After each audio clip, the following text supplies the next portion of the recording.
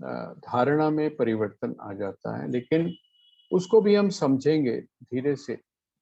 क्योंकि एक दृष्टि ये है भोजन के बारे में कि जब हमारा वैचारिक रूप से परिवर्तन होता है, अर्थात जब हमारे विचार बदलते हैं, और जब हम सत्संग में जाते हैं, कई जगह पर आपने देखा होगा कि कहा जाता है कोई बात नहीं, यदि आपके भोजन में इस प्रकार का भोजन करने की विवशता है, जिसको आप तामसिक बोलते हैं या रजोगुणी बोलते हैं, तो कोई बात नहीं, आप अपनी जो साधना है उसको आप चलाए रखें।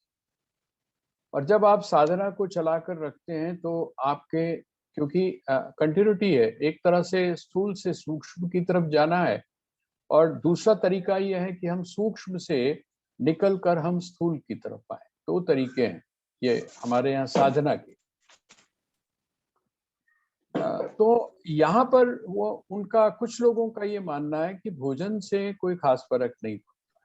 जैसे अगर आप भोजन की लिमिटेशन में अगर आप बांध देते हैं, तो बहुत सारी कंट्रीज ऐसी हैं या बहुत सारे देश ऐसे हैं, हमारे देश में ही बहुत सारे इलाके इस प्रकार के हैं जहाँ पर कि उनको वो चीज खाने के लिए विवश होना पड़ता है जो, जिसको हमारी कसौटी के ऊपर, हमारी कसौटी के ऊपर वो क्या है, तो कहते हैं कि वो जो है वो तामसी या रजोगुणी।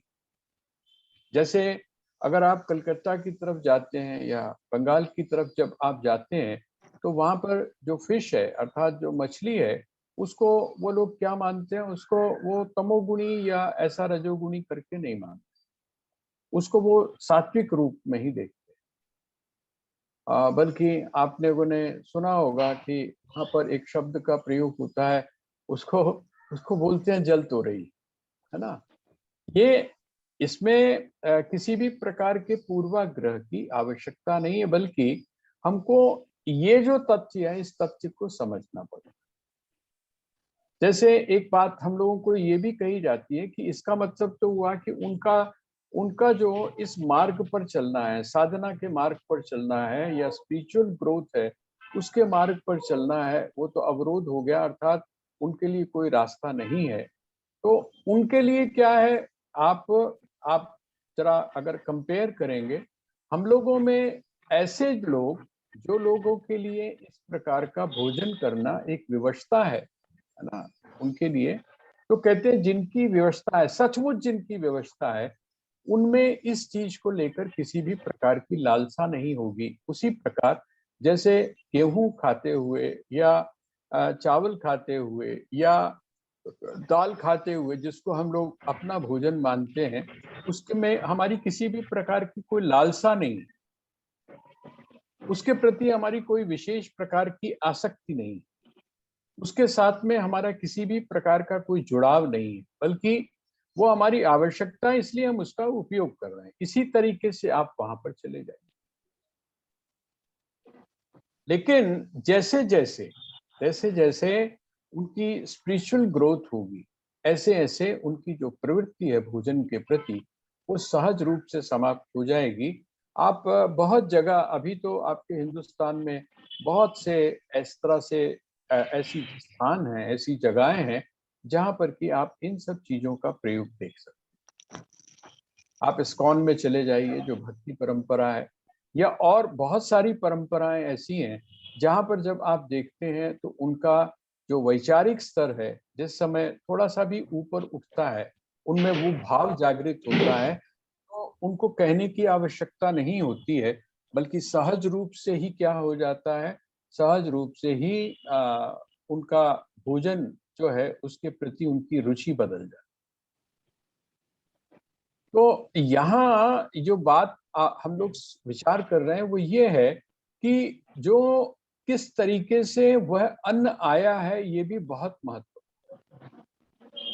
अब आप सोचिए कि जिस समय आप आहार की बात कर रहे हैं, तो आहार को इतना सूक्ष्म रूप से एनालाइज किया गया। अगर गलत तरीके से आता है, गलत तरीके से आता है, उसके रिसोर्सेज यदि गलत हैं, तो उसका परिणाम आप देख सकते हैं अपने आसपास। एक बात तो ये हो गई। दूसरी बात, आप अक्सर एक सवाल आपके मन में पैदा होता होगा कि अमुक व्यक्ति कभी भी जो है वो ऐसी कोई चीज का प्रयोग नहीं करता है जो तामसी या जो उत्तेजक। देखिए, एक तो आपने उत्तेजक वस्तु का प्रयोग किया जिससे आपके अंदर उत्तेजना बढ़ी। जैसे आपने डायरेक्टली निकोटीन, आप सिगरेट पीते हैं, स्मोक करते हैं, या ऐसा निकोटीन का आप बहुत ज्यादा जब यूज करते हैं तो वो आपके शरीर में गया, वो आपके शरीर में गया और उसने आपको नुकसान पहुंचाना शुरू कर। हम अपने आसपास कभी-कभी इस तरीके के बहुत से एग्जाम्पल देखते हैं कि अमुक व्यक्ति न तो शराब पीता है, ना अमुक व्यक्ति को किसी भी प्रकार का व्यसन है, लेकिन उसको ऐसा रोग कैसे लग गया जो कि इस तरह का प्रयोग करने वाले, अर्थात जो व्यसनी व्यक्ति हैं, उन व्यसनी व्यक्तियों को होता है। अब आप देखिए, इसको जब आप बहुत गहरे में फिर जाते हैं, जैसे हमने अन्न जो ग्रहण करता है उसके बारे में तो हमने विचार किया, लेकिन अब हम इसके ऊपर विचार करते हैं।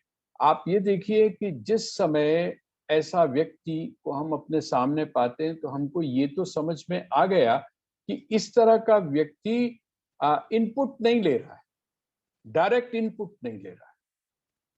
लेकिन डायरेक्ट इनपुट न लेते हुए भी आप सभी जानते हैं और हम सभी जानते हैं कि आपके जो विचार हैं, उन विचारों का आपके भीतर जो भाव हैं, उन भावों का प्रभाव आपके शरीर के ऊपर पड़ता है। आपकी जो बॉडी की जो केमिस्ट्री है वो पूरी की पूरी बदलती। जैसे आप अगर जैसे आजकल आजकल आप देखेंगे ना, एक बच्चों के अंदर एक प्रवृत्ति, वो एक गेम है, हाँ, जिसमें बहुत ज्यादा मारने धाड़ने की बात। अब ऐसी चीज को आपने क्या किया, अभी एक तरफ से तो आपने क्या किया, भोजन के द्वारा या मुंह के द्वारा आपने किसी भी चीज को ग्रहण किया। आपने यदि स्मोक किया तो वो धुएं के रूप में आपके अंदर एक चीज गई। इसी तरह से अगर आप शराब पीते हैं तो शराब के रूप में एक ऐसी चीज आपके शरीर में गई जिसने आपका जो ब्लड है, आपका जो खून है, उसको उसने उत्तेजित किया, आपको उत्तेजित। वो कहते हैं इसी प्रकार से जब आप बाहर कोई दृश्य देखते हैं, जब आप कोई बाहर दृश्य देखते हैं, उसका प्रभाव आपके मस्तिष्क के ऊपर, आपके विचारों के ऊपर जब पड़ता है, तो उत्तेजना मात्र भोजन करने से ही नहीं होती है, उत्तेजना इन सारी चीजों से भी होती है। अर्थात ये जो आप सुन रहे हैं, ये जो आप देख रहे हैं, ये जो आप जो है स्पर्श कर रहे हैं, इनके माध्यम से भी ये सारी चीजें आपके भीतर जाती हैं, आपकी केमिस्ट्री बदलती हैं।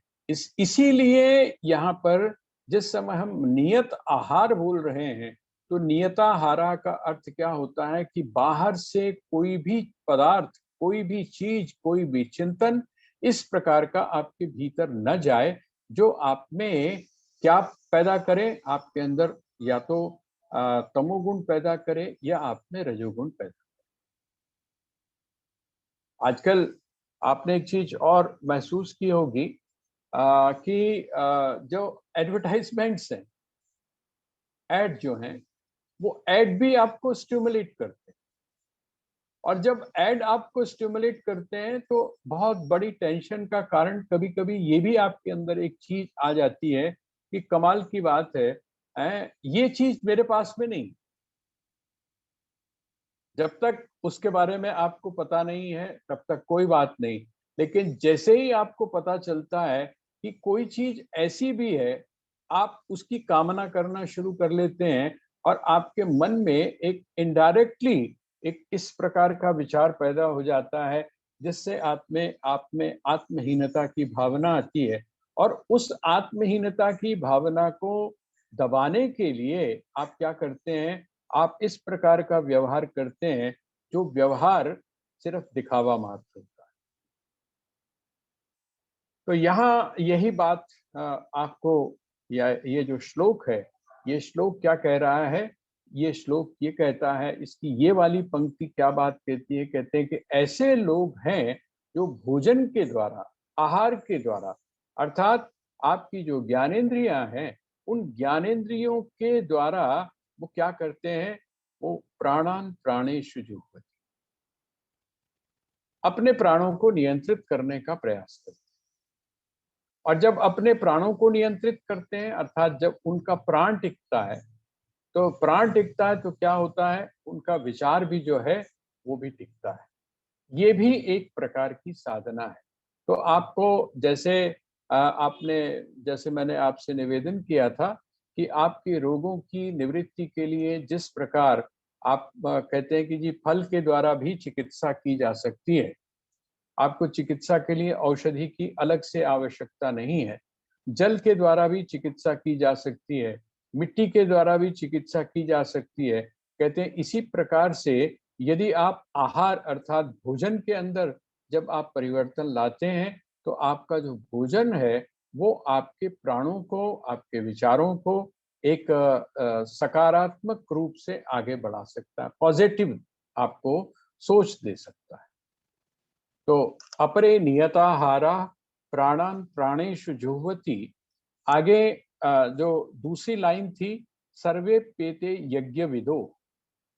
देखिए यज्ञ जो है, उस यज्ञ का प्रतिफल क्या है, उसका महात्म्य क्या है, यज्ञ जो है उसका महात्म्य क्या है, तो कहते हैं यज्ञ का महात्म्य कामनाओं को पूरा करना नहीं। ये थोड़ा सा भगवान का ये संकेत हम समझें यहाँ पर। मैंने पहले ही आपके सामने निवेदन किया कि जो यज्ञ है, उस यज्ञ के द्वारा क्या होता है, कहते हैं उस यज्ञ के द्वारा यदि आप निष्काम भाव से उस यज्ञ को करते हैं, और उसी को यज्ञ भगवान कहते हैं, ऐसे यज्ञ के द्वारा क्या होता है, आपके भीतर कामनाओं की पूर्ति नहीं होती,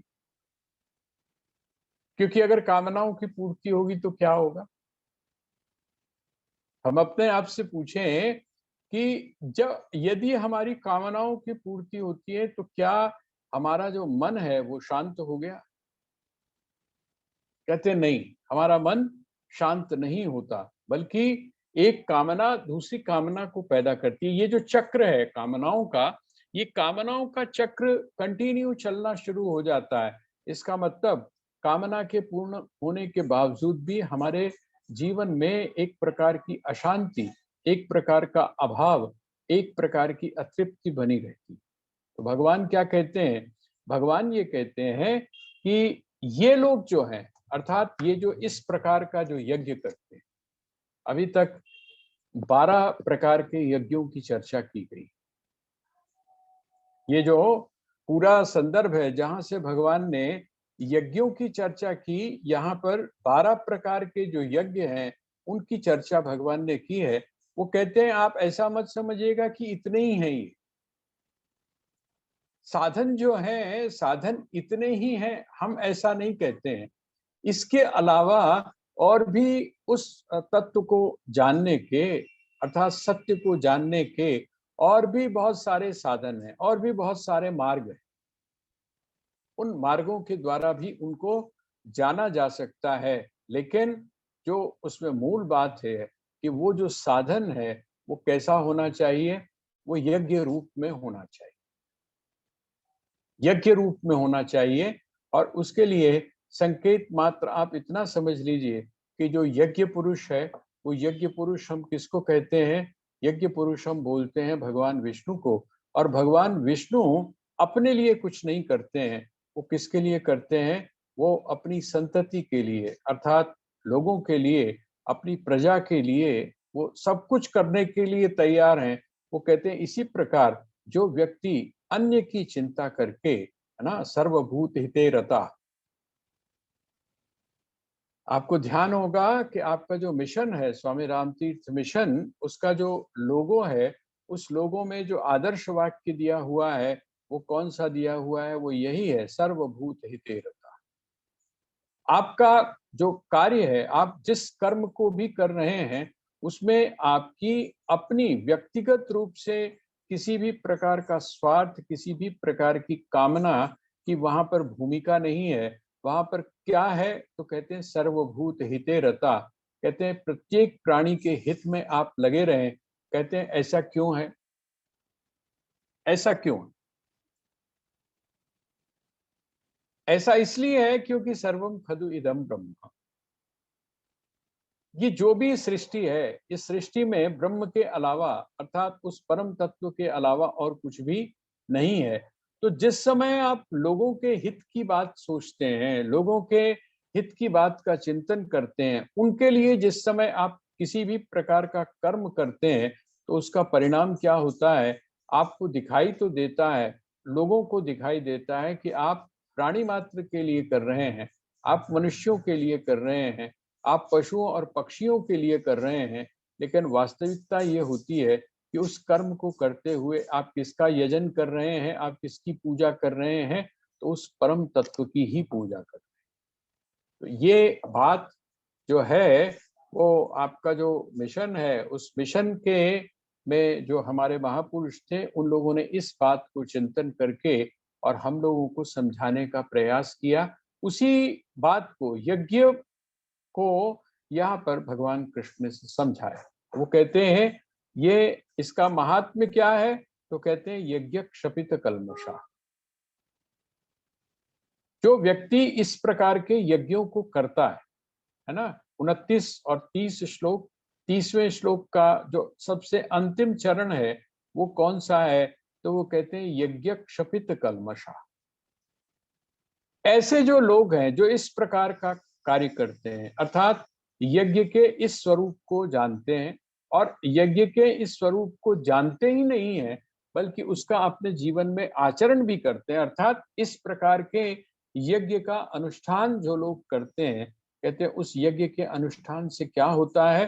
कहते हैं क्षपित कल्मषा, कहते हैं उनके जो पाप हैं, उनके पापों का जो है वो निवारण हो जाता है। पाप के निवारण का अर्थ क्या है? उनके भीतर की जो कालिमा है ना, वो कालिमा समाप्त हो जाती है, जिसको आप लोग क्या बोलते हैं? सामान्य शब्दों में हम उसको बोलते हैं निर्मल हो जाता। अभी हमारा जो मन है वो कैसा है? निर्मल नहीं है, निर्मल नहीं है। अभी तो हमारा जो मन है वो मल युक्त है, उसमें मल है, उसमें दोष है। और सबसे बड़ा दोष क्या है? सबसे बड़ा दोष है उसमें स्वार्थ। सबसे बड़ा दोष है अपनी कामनाओं को पूर्ण करने के लिए, अर्थात स्वयं को केंद्रित करके ही हम चलें। मैं एक जगह बड़ी अच्छी बात मैंने कर ले, और वो ये है कि शायद हमने कभी इस बारे में नहीं सोचा होगा कि ये जो हम परिक्रमा करते हैं, मंदिर की परिक्रमा जो हम करते हैं, इस परिक्रमा का तात्पर्य क्या है? वो महापुरुष ने बड़ी अच्छी बात कही। वो कहते हैं जब आप परिक्रमा करते हैं तो उस परिक्रमा में आपकी स्थिति क्या होती है? आपने देखा होगा ना, वो जो एक जिससे आप गोला बनाते हैं, क्या बोलते हैं उसको? एक होता है ना जिससे पेंसिल लगा के जिसमें जिससे आप गोला बनाते हैं, है प्रकार ना? वो जिस प्रकार हाँ, प्रकार जिसको आप बोलते हैं, वह जो प्रकार है उसका प्रकार में दो चीजें आ जाती हैं। एक तो वो पॉइंट होता है, वो पॉइंट होता है जहां पर आप रखते हैं, वो जो है ना सेंटर पॉइंट जिसको आप बोल सकते हैं। सेंटर पॉइंट कौन सा है? तो कहते हैं सेंटर पॉइंट वो है जहां जो आश्रय होता है, जो आधार होता है, वो सेंटर पॉइंट हो गया। वहां पर आप रख के और फिर क्या करते हैं, आप जिस समय उसको घुमाते हैं तो वो क्या हो जाता है? वो एक तरह से परिक्रमा हो जाती है। आप ऐसा मानकर चलिए कि आपने वो जो गोल बनाया, वो गोल क्या है, वो जो रेखा है वो क्या चीज है? तो कहते हैं वो तो परिक्रमा है, लेकिन आधार कौन सा है? सेंटर पॉइंट कौन सा है? वो जो गोलाई जो घूम रही है वो किसके चारों तरफ घूम रही है? तो कहते हैं वो घूम रही है वो जो केंद्र है उसके। इसी बात को आप ध्यान करके देखिए कि जिस समय स्वामी राम को उनके परिवार वालों ने कहा कि हम आपसे मिलना चाहते हैं, तो स्वामी जी ने उसके उत्तर में एक बात कही थी कि अगर राम से मिलना है तो केंद्र में मिल सकता है, वह आपको इस समय परिधि पर नहीं मिलेगा। तो परिक्रमा का क्या अर्थ है? परिक्रमा का अर्थ यह है कि अब हमारा जो जीवन है वो किसके चारों तरफ घूम रहा है? वो जिसको आप मूर्ति बोलते हैं ना, तो आप मूर्ति तो नहीं बोलते उसको, आप क्या बोलते हैं? आप भगवान बोलते हैं ना। भगवान विष्णु का जो मंदिर है, आप मूर्ति का मंदिर नहीं बोलते। आप कहते हैं लक्ष्मी नारायण का मंदिर है, श्री राम का मंदिर है, श्री कृष्ण का मंदिर है, श्री विष्णु का मंदिर है। तो इसका मतलब क्या हुआ? केंद्र में आपके कौन है? आप किसके चारों तरफ घूम रहे हैं? आपका जो जीवन है वो उसकी यात्रा किसके चारों तरफ चल रही है? तो कहते हैं जिसके चारों तरफ चल रही है वो कौन है? वो सेंटर में है। ये जो परिक्रमा है, इस परिक्रमा का अर्थ उन्होंने यहाँ पर यज्ञ क्षभित कल्मषा। इसका अर्थ क्या हुआ कि जिस समय आपका समस्त कार्य, आपका समस्त क्रियाकलाप, आपके समस्त कर्म, आपके समस्त भाव, है ना, आपके समस्त विचार जिस समय परमात्मा को सेंटर में रखकर, उसको केंद्र में रखकर जब घूमते हैं, ऐसा जो कर्म होता है वो कौन सा है? तो कहते हैं वही कर्म यज्ञ कर्म कहलाता है। और जिस समय कोई व्यक्ति अपने सेंटर में, अपने केंद्र में उस परमात्मा को स्वीकार कर लेता है, अर्थात यज्ञ रूप में भगवान विष्णु को स्वीकार कर लेता है, तो ऐसा जो व्यक्ति है उसके जीवन से समस्त मलों की निवृत्ति हो जाती है, अर्थात वह निर्मल मन हो जाता है। तो यज्ञ जो है उस यज्ञ का महात्म्य क्या है? कहते हैं यज्ञ का महात्म्य यह है कि यज्ञ को करने से, सही अर्थों में यज्ञ को करने से आपके मन के अंदर निर्मलता आती है, आपका मन निर्मल होता है।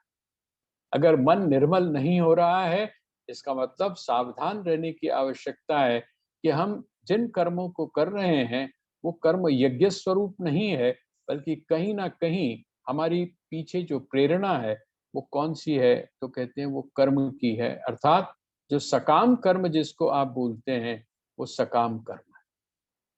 तो ये भगवान ने ये जो 30वां श्लोक है इसमें, अब अगला फिर बोलते हैं वो 31वां श्लोक। धीरे धीरे करके ये डेवलप होता जा रहा है और आखिर में जाकर भगवान जो निर्णय लेंगे वो ये भी बताएंगे कि जितने भी यज्ञ हैं इनमें सबसे श्रेष्ठ यज्ञ कौन सा है।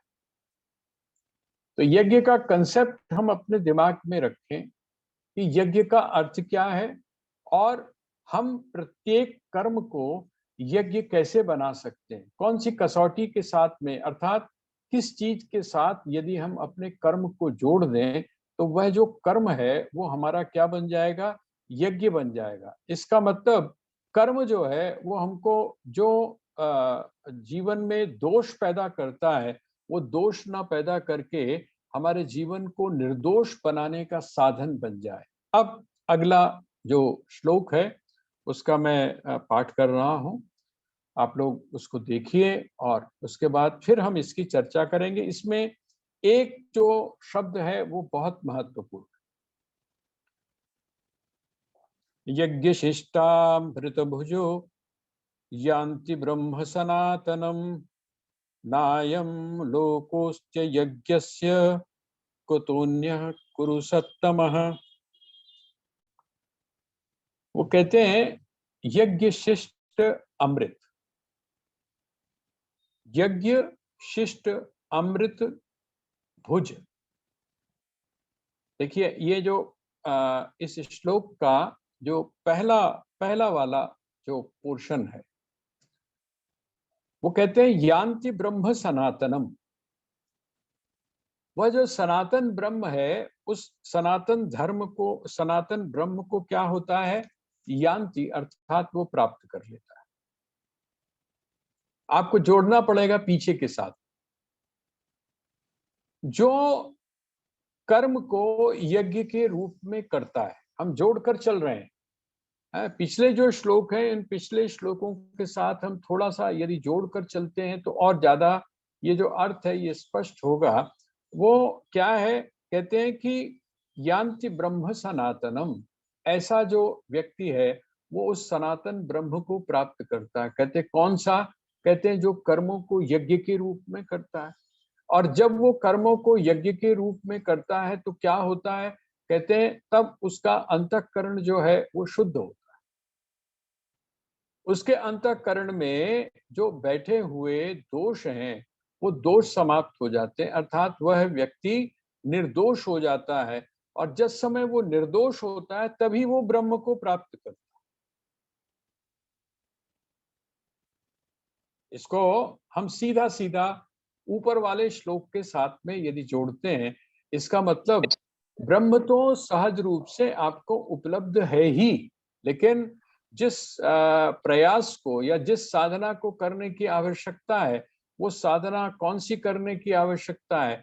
हमको ब्रह्म की प्राप्ति के लिए तड़पने की आवश्यकता नहीं है, बल्कि हमारे लिए आवश्यक क्या है कि हमारे जीवन में से जो देखो दोष हैं उन दोषों काका जी इनका नाम। जो दोष हमारे जीवन से दोषों की निवृत्ति। और जिस समय आपके जीवन से दोषों की निवृत्ति होती है तो क्या होता है? कहते हैं तब आप वह जो ब्रह्म सनातन है, अर्थात सनातन ब्रह्म है, उस सनातन सनातन का मतलब क्या हुआ? जो था, जो है और जो रहेगा। सनातन का अर्थ क्या होता है? जो था, जो है और जो रहेगा, जिसको आप सत्य बोलते हैं ना। आजकल आपने देखा होगा कई जगह पर सनातन से पहले एक शब्द का और प्रयोग किया जा रहा है, वो है सत्य सनातन। सत्य सनातन, सत्य ही जो है वो वास्तव में सनातन। सनातन की परिभाषा जिस समय की जाती है तो वहां पर यह है कि सनातन का अर्थ क्या है? जो था, जो है और जो रहेगा, एक बात। और दूसरी बात यह है, जिस समय हम सनातन धर्म बोलते हैं, सनातन धर्म का अर्थ क्या है कि जिस धर्म का आचरण करने के बाद, जिस धर्म को जानने के बाद, या जो धर्म आपको उस सत्य का अनुभव करा दे। किस सत्य का? कि मैं था, मैं हूं और मैं रहूंगा, अर्थात अपनी अमरता का जो ज्ञान करा दे, उसको भी सनातन धर्म बोलते हैं। तो यहाँ वो कहते हैं यान्ति ब्रह्म सनातनम, अर्थात वह ब्रह्म जो सनातन है, अर्थात जो सत्य है, उस सत्य को प्राप्त होता है। हम इसको सीधा सीधा ये भी कह सकते हैं कि उस व्यक्ति के जीवन में सत्य की अनुभूति होती है। वह जो तत्व है, तत्व का अर्थ जो उसकी वास्तविकता है। तत्व का भी अर्थ यही होता है जो था, जो है और जो रहेगा। तत्व का अर्थ भी यही है जिसको आप कहते हैं स्वरूप, अर्थात स्वस्वरूप की उपलब्धि जिसको आप बोलते हैं, वो किसको होती है? कहते हैं जो व्यक्ति दोषों से युक्त होता है। और जो व्यक्ति दोषों से युक्त होता है उसके बारे में ये जो पहला वाला जो इसका जो फर्स्ट पोर्शन है, श्लोक नंबर 31 का जो पहला पोर्शन है, यज्ञ शिष्टामृत भुजो। यज्ञ से अवशिष्ट, यज्ञ से अवशिष्ट, अवशिष्ट का अर्थ क्या होता है? यज्ञ से बचा हुआ। जैसे हम लोग क्या बोलते हैं कि ये जो लंगर होता है ना, लंगर, जो लंगर होता है, और आपने देखा होगा कि हमारी जो माताएं थी, बुजुर्ग जो थे, उन लोगों की एक बड़ी विलक्षण उनका एक स्वभाव हुआ करता था। और वो स्वभाव क्या होता था कि जब तक बाकी के नहीं खा लेते थे, पूरा परिवार जब खा लेता था, तब मैंने उन लोगों को देखा है कि वो थाली और प्लेट की भी जरूरत नहीं होती थी उनको। हाथ के ऊपर ही उन्होंने 2 रोटियां रखनी और जो बचा हुआ होता था उस बचे हुए को उस रोटी के ऊपर रखकर खा लेना। तो वो कौन हो गया? घर में रहते हुए ही करपात्री। ऐसी जो माताएं थी, उनका जो जीवन था वो किस प्रकार का था? वो कहते हैं घर में रहते हुए उनका, उनके लिए कोई अलग से मतलब जिसको बोलते हैं महात्म्य की आवश्यकता नहीं थी। उनका कोई विशेषण नहीं था इस प्रकार का, बल्कि मैं अपने घर के अंदर जानता हूँ कि मेरी जो दादी थी, अगर अच्छी सब्जी बन गई और अच्छा वो बना, नहीं बचा कुछ भी तो और कुछ नहीं होता था, तो वो हमारे पुराने ज़माने में माताएँ क्या करती थी, ये कुछ चीज़ें ऐसी शलगम है और गोभी है, इन सबको सुखाकर और उसका अचार बनाती थी और उन्होंने क्या करना, हाथ में रोटियाँ लेनी, तो जो बची हुई होती थी और अगर बची हुई नहीं है, तो बासी रोटी खाने को नहीं देती थी, है ना? सुबह की रोटी शाम को उन्होंने उसके ऊपर रखना और खा लेना। मुझे तो लगता है कि ये भी एक प्रकार का क्या था, ये था यज्ञ शिष्टामृत भुजो।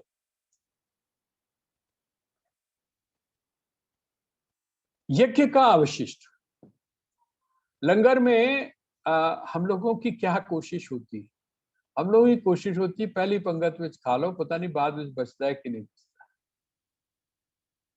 पहली पंगत में हम प्रयोग कर लें, चीज हमारे मतलब की बनी है, पता नहीं बचती है कि नहीं बचती।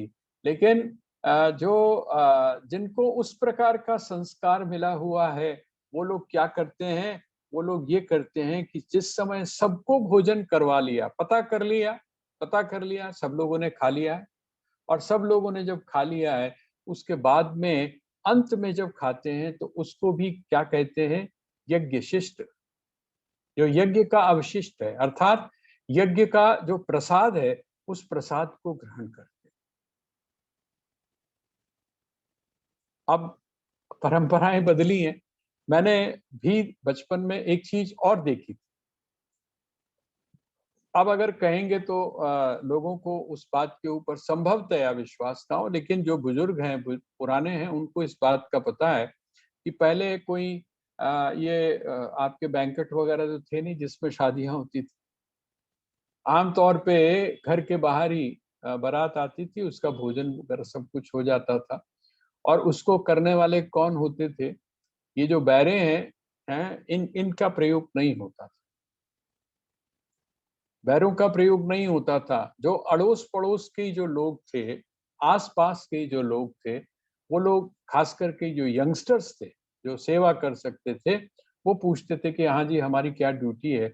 और जिस समय बारात आती थी, तो आकर वहाँ पर खड़े हो जाते। सारा काम करना और सारा काम करने के बाद फिर बिना भोजन किए हुए, खास करके लड़कियों की शादी की बात मैं कर रहा हूँ, बिना भोजन किए हुए वो वहां से अपने अपने घरों को आ जाते थे और भोजन के रूप में अगर उनको दिया जाता था तो वो एक ये मान्यता थी कि बेटी की शादी है, ये एक बहुत बड़ा यज्ञ है। आपको पता है कि होना चाहिए कि एक बेटी का जो विवाह होता है वो 100 अश्वमेध यज्ञ के बराबर होता है। मतलब 100 अश्वमेध यज्ञ करने का जो फल है, वो कहते हैं जिस समय आप अपनी एक बेटी का विवाह करते हैं, उसका प्रतिफल मिलता है। इसका मतलब क्या हुआ कि वह भी यज्ञ है और उस यज्ञ में प्रसाद लेकर, सिर्फ थोड़ा-थोड़ा मीठा जो प्रसाद होता था, वो लोग लेकर आ जाते थे। इस प्रकार की धारणाएँ, ये धारणाएँ क्या थी? ये धारणाएँ एक तरह से इसी की पोषक थी। ये जो सिद्धांत भगवान कृष्ण बता रहे हैं, इसी की पोषक थी। वो कहते हैं यज्ञ शिष्टामृत भुजो, याति ब्रह्म सनातनम। कहते हैं यज्ञ का जो अवशिष्ट है, वो क्या है? यज्ञ का जो अवशिष्ट है वो क्या है? तो कहते हैं यज्ञ का अवशिष्ट जो है, वही क्या है? अमृत है। अब यज्ञ का अवशिष्ट क्या हुआ? जिस समय आपने यज्ञ किया, जिस समय आपने यज्ञ किया, उसका अवशिष्ट, अवशिष्ट का अगर मोटे अर्थों में लेंगे तो बचा हुआ जिसको हम बोलते हैं। अब इस यज्ञ को करने के बाद में जिस यज्ञ की चर्चा अभी तक भगवान ने की है, तो क्या बचता है? जाता क्या है? कहते हैं जाता कौन है? तो कहते हैं वो जो जाता है, वो तो जाते हैं पाप। कौन सी चीज जाती है? तो कहते हैं जाती है काली माँ, है ना? और वो जब काली माँ चली जाती है तो आपका अंतःकरण शुद्ध होता है और जब आपका अंतःकरण शुद्ध होता है, तभी आपको अमृतत्व की प्राप्ति होती है। क्यों अमृतत्व की प्राप्ति होती है? आपकी जो कलुषता है, आपकी जो कालिमा है, आपके हृदय की कालिमा, उसका सबसे बड़ा कारण जो वेदांत के ग्रंथों में भी किया गया और इसमें भी सांख्य योग के अंदर शुरू-शुरू में दूसरे अध्याय में भगवान ने बड़ा स्पष्ट शब्दों में समझाने का प्रयास किया है और वो है देह बुद्धि। जब तक आपके मन में कालिमा बनी हुई है, जब तक आपके मन के अंदर जिसको हम बोल सकते हैं ना कि सत्वगुण, रजोगुण और तमोगुण तीनों बने हुए हैं, तब तक आपकी जो बुद्धि है, वो बुद्धि इस शरीर को ही मैं समझती है।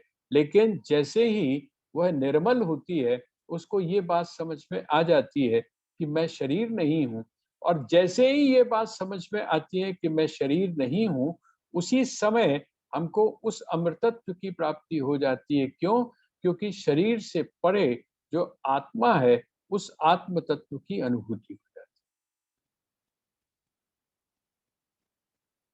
तो याति ब्रह्म सनातनम और कहते हैं कि जो व्यक्ति यज्ञ शिष्ट नहीं लेता है, अर्थात जो व्यक्ति यज्ञ नहीं करता है, उसके बारे में उन्होंने बताया कि उसको नुकसान क्या होता है। यज्ञ जो करता है, उसका लाभ तो भगवान ने शुरू में बता दिया। उसका लाभ क्या बताया या उसका महात्म्य क्या बताया कि उसका जो हृदय है अर्थात उसका जो अंतःकरण है वो शुद्ध हो जाता है। लेकिन जो यज्ञ नहीं करता या जो यज्ञ का अवशिष्ट अपने जीवन में धारण नहीं करता, कहते हैं नायम लोकोस्ति अयज्ञस्य। जो यज्ञ नहीं करता कहते हैं उसके लिए ये लोक भी बेकार है। और कुतोन्य कुरु सत्तम, एक कुरुश्रेष्ठ और दूसरा जो जन्म है उसकी तो बात ही छोड़ दो। इसका मतलब यहाँ एक संकेत और भी है। अगर आपने कोई चीज इस जीवन में नहीं प्राप्त की, अगर किसी भी चीज को आपने इस जीवन में प्राप्त नहीं कर किया, तो मरने के बाद में वो वस्तु या वो चीज आपको प्राप्त होगी, इसकी आप सिर्फ कल्पना कर सकते हैं लेकिन निश्चय पूर्वक नहीं कर सकते। यही कारण है कि स्वामी रामतीर्थ हैं या आदि शंकराचार्य हैं, ये लोग सब क्या कहते हैं कि यदि आप इस जन्म में मुक्त नहीं हुए, अभी मुक्त नहीं हुए, तो मुक्ति आपको मृत्यु के बाद में प्राप्त होगी, इसकी किसी भी प्रकार की संभावना नहीं है। यदि आपको अभी देवत्व प्राप्त नहीं हुआ, तो मरने के बाद में आपको देवलोकों की प्राप्ति होगी, इसकी संभावना न के बराबर है, कोई संभावना नहीं है। अर्थात इसका मतलब जो आपने उपलब्ध करना है, जो आपकी गति होनी चाहिए, उसके बारे में यदि आप विचार करते हैं, तो वो उपलब्धि आपकी इसी जीवन में होनी चाहिए।